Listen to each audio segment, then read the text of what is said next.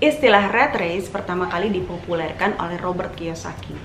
Robert menggambarkan manusia seperti seekor hamster yang ada di atas roda gitu.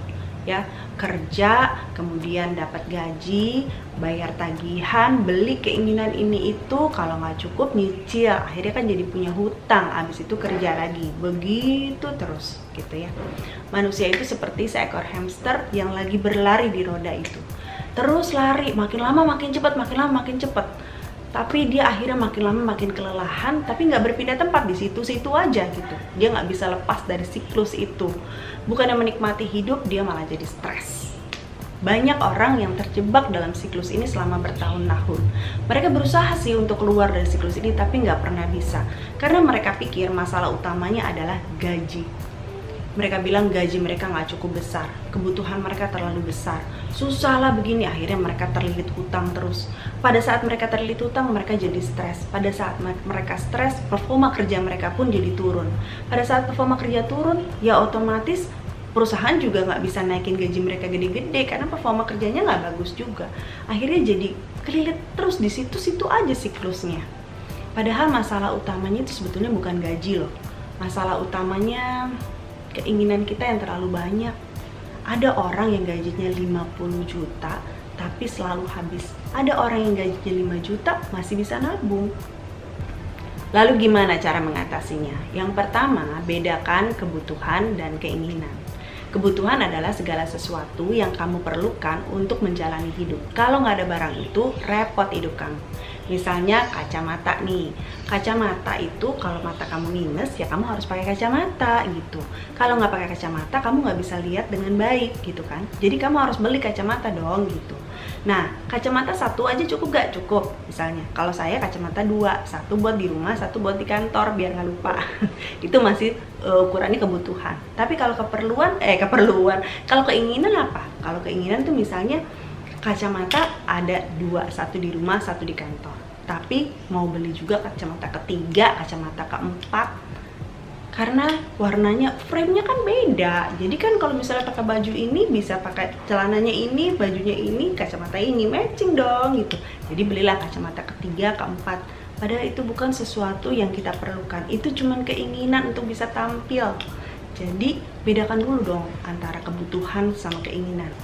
Setelah bisa membedakan antara kebutuhan sama keinginan, kamu kemudian harus bisa tahan semua belanja yang berkaitan dengan keinginan.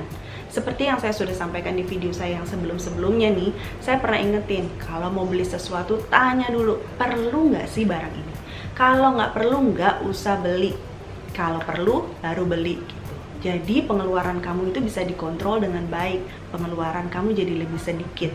Ini salah satu cara nih untuk bisa keluar dari siklus rat race tadi. Yang kedua, ubah gaya hidup. Sesuaikanlah gaya hidup kamu dengan penghasilan kamu. Jangan hidup lebih daripada yang sebetulnya kamu harusnya hidup gitu loh. Ya kan? Spend less than you earn gitu. Turunkan gaya hidup kamu. Misalnya nih saya kasih contoh, misalnya sekarang kamu kalau pergi kemana-mana naik mobil sedan yang nyaman, misalnya Toyota Camry gitu, ya udah turunin dulu lah, naik Toyota Avanza dulu gitu. Atau kalaupun nggak bisa naik Toyota Avanza, beli motor aja, naik motor, jual Toyota Avanzanya gitu. Jangan malu. Kenapa sih mesti malu? Ya udahlah, nggak usah pikirin apa kata orang, jalani aja. Yang penting penghasilan kamu lebih besar daripada pengeluaran kamu. Nah, step berikutnya adalah lunasi hutang. Setelah berhasil menurunkan pengeluaran kamu berhasil menahan semua keinginan-keinginan kamu nih, berhasil juga untuk bisa mengubah gaya hidup kamu, mulai lunasi hutang. Ya kan, lunasi hutang dari yang bunganya paling tinggi dulu gitu. Ya pilih yang mana dulu yang bunganya paling tinggi, itu lunasin duluan supaya kamu nggak terlalu berat gitu untuk bayarin bunga terus setiap bulan. Jadi lunasi dari yang bunganya paling tinggi. Baru kemudian sesudah itu kan jadi lebih enteng rasanya. Setelah semua hutang lunas, sisihkan uang untuk dana darurat. Ya, sisihkan 3-6 bulan gaji, simpan, itu adalah untuk dana darurat. Buat apa sih dana darurat? Jadi dana darurat ini adalah untuk kalau misalnya nanti terjadi sesuatu yang tidak kita rencanakan, misalnya ada bencana, ada kecelakaan, atau ada orang sakit, atau misalnya ada PHK, kamu kena PHK, kamu ada uang yang memang sudah kamu sisihkan untuk periode itu gitu. Jadi supaya kamu nggak perlu terjerat hutang lagi untuk pada saat masalah itu datang dalam hidup kamu. Berikutnya, mulai menabung dan investasi. Nah, setelah dana darurat kamu terbentuk, kamu sudah mulai keuangannya sudah mulai membaik nih, sudah mulai sehat.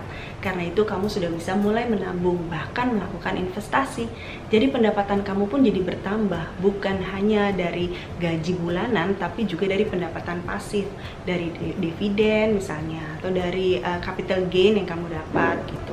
Jadi pendapatan kamu malah jadi bertambah. Kamu nggak perlu keluarin uang untuk utang setiap bulan, bayar utang, tapi kamu malah mendapatkan pendapatan yang baru. Proses melepaskan diri dari siklus rat race ini memang nggak bisa dilakukan dalam sekejap, nggak bisa.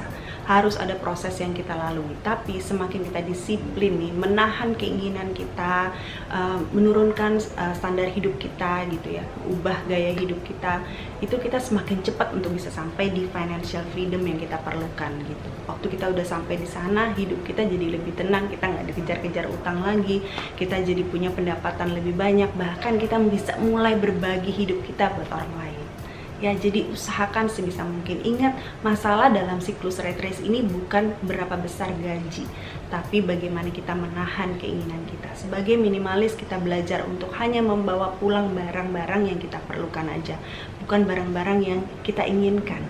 Jadi, kita harus bisa memilih-milih dengan baik. Oke, mudah-mudahan video hari ini bisa bermanfaat. Saya seneng banget bisa sharing buat kamu hari ini. Dan saya harap banget kita sama-sama bisa sampai di financial freedom yang kita perlukan. Kalau kamu suka video-video tentang minimalism, gaya hidup, tentang kebiasaan baik, pengembangan diri, kamu bisa subscribe. Dan kita ketemu lagi di video-video yang lain. Thank you for watching.